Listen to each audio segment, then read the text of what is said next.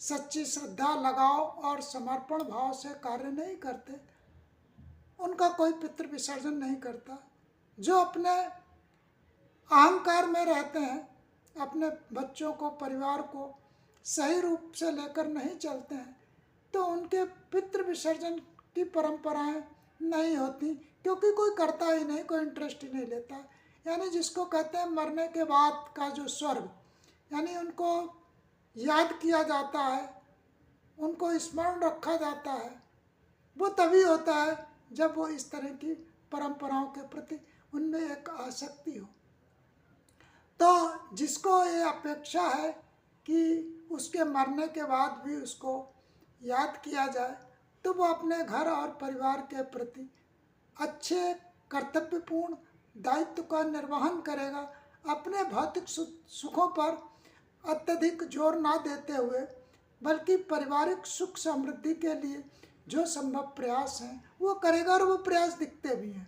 बच्चे भी उसको बड़े होने के साथ समझने लगते हैं कि क्या आर्थिक स्थिति थी, क्या सामाजिक स्थिति थी, और जो किया गया उससे अच्छा नहीं हो सकता। जब बच्चे ऐसा समझते हैं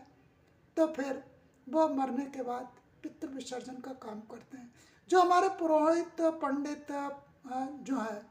ये परंपराएं बनी रहे परिवार के संगठन की, इसलिए उन पर जोर देते हैं, बार बार पिंच भी करते हैं,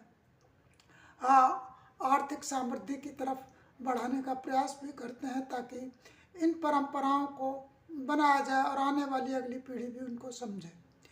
इसी तरह से अन्य त्यौहार हैं करवा चौथ का। अगर मान लीजिए पति पत्नी के बीच झगड़ा होता है, जो कि एक वार्षिक त्यौहार है, तो पति पत्नी के बीच झगड़ा है, दूरी है, मैके में रह रही है, ससुराल में रह रही, शारीरिक संबंध नहीं हो रहे हैं, तो ये जो करवा चौथ का त्यौहार है, एक स्त्री को मजबूर करता है कि वो अपना समर्पण दिखाए, क्योंकि घर परिवार सभी का जोर रहता है कि नहीं करवा चौथ रहना। तो जो रिश्ते हैं वो कहीं ना कहीं जो है पुनर्स्थापित होते हैं। लेकिन जिन परंपराओं में इस तरह की, और जिन समाजों में इस तरह की व्यवस्थाएं नहीं होती, उनके केस अल्टीमेटली कोर्ट में पहुंचते हैं, और उनका समाधान फिर कोर्ट से वर्षों में होता है या नहीं होता है, या लंगारान होता है, लेकिन परिवार तो नष्ट हो चुका होता है। इसी तरह से भाई बहन को अधिक प्राथमिकता दी गई,